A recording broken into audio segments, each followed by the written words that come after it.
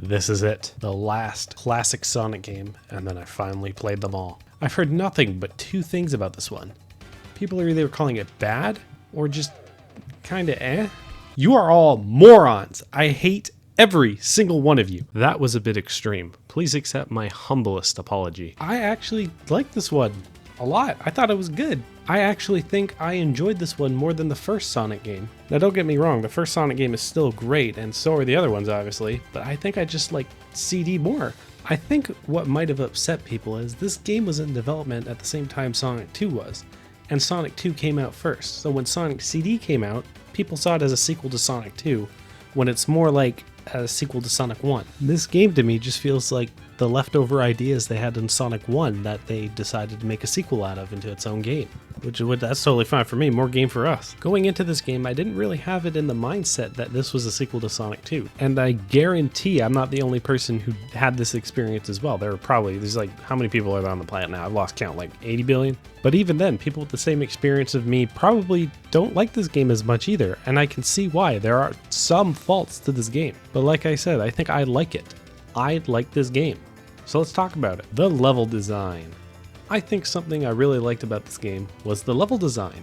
But I also think something I really hated about this game was the level design. How does this happen? I know I should really stop comparing it to Sonic 1, but I really like the themes of the zones in this so much more than 1. I don't know what it is, but the zones in 1 were just kind of bland. These ones had a lot more impact, like Stardust Speedway. That zone blew me away. However, I also think that these are the biggest zones they have ever been. Don't quote me on that. However, that really didn't matter that much because you don't need to explore in this one. There's no secret rings hidden around the areas, it's just get to the end, which is perfectly fine like me. I'm not really a fan of exploration in these games, but then like, why are the maps so big? Like what? If I had to guess as to why, it is probably due to the main mechanic of the game, time travel. You run through a sign to get top speed, and then you time travel to another time, depending on what the sign says. Overall, it's a really cool concept. I can get behind it a lot, but the issue I found is that these signs are always in horrible spots, so it's really hard to get top speed in some of these locations. Like, come on, man, I want to see the other timelines, but I can't because the sign's in a really weird spot. This is probably just a skill issue, and I'm just bad, though.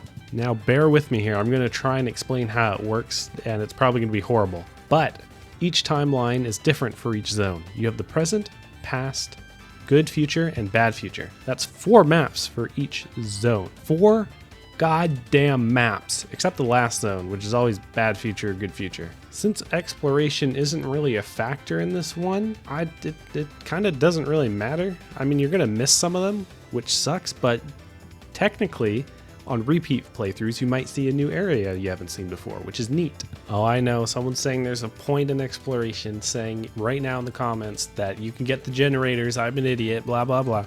You can do that, which is cool, but you can also just get the Chaos Emeralds as well, which is just get 50 rings, get to the checkpoint, and then get the Chaos Emerald. And once you get the Chaos Emerald, if you get all 7, and you get to the ending, you get the good ending anyway. So you don't really need to do the generators if you don't want to. They're called time stones. There's one thing though that really upsets me about this game to an extreme extent.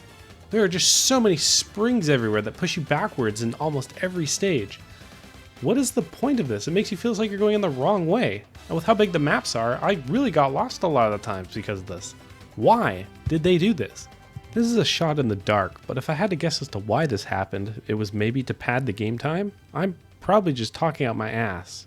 But I beat this game in 1 entire session. 1 fucking hour. Imagine you're buying a Sega Genesis back then, along with the CD expansion add-on, and then you have to buy the game as well. And in total, you would have to spend, in modern day currency, $1,225 fucking dollars to play a game for 1 hour. Are you fucking joking? At least you get a really cool animated opening. Whoops, never mind, fuck you. Mini Sonic is funny. The bosses in this game are the hardest in the series, except they're still easy. I just got hit by them the most out of the entire series, but I still kind of beat their ass pretty quick. What the hell is this boss theme, dude? What? Speaking of boss themes, though, this music in this game is absolutely insane. They absolutely cram-packed as much as they could into the soundtrack for this game. I guess it being a CD game helps it a lot, but holy moly, like this set the tone for classic Sonic. This race against Metal Sonic was so cool though. It sucks that it's short, but it was awesome. It's always fun seeing him around in the other games. The special stages in this game are fun as hell. I like running around this area hitting the UFOs. It made me feel fast, which is what Sonic is supposed to feel like. Not whatever this is. Though I still did like this. This was good. Overall, to me, I thought this was just a more fleshed out experience than Sonic 1. I enjoyed it a lot. But now that I've played all the classic Sonic games, I can finally give you my tier list. This is the worst thing I've ever seen in my life. All the games here were good. There wasn't a single bad one. I enjoyed every second playing every single game. And I finally caught up after almost not playing them for 20 years. Why did I not play them for that long? What? And even though this is technically the second game in the series, and I played it completely out of order, I played it last, I still had a fantastic time with this one. There are other classic Sonic games out there. I'm not really counting Mania or Superstars, but you are never going to see me playing this.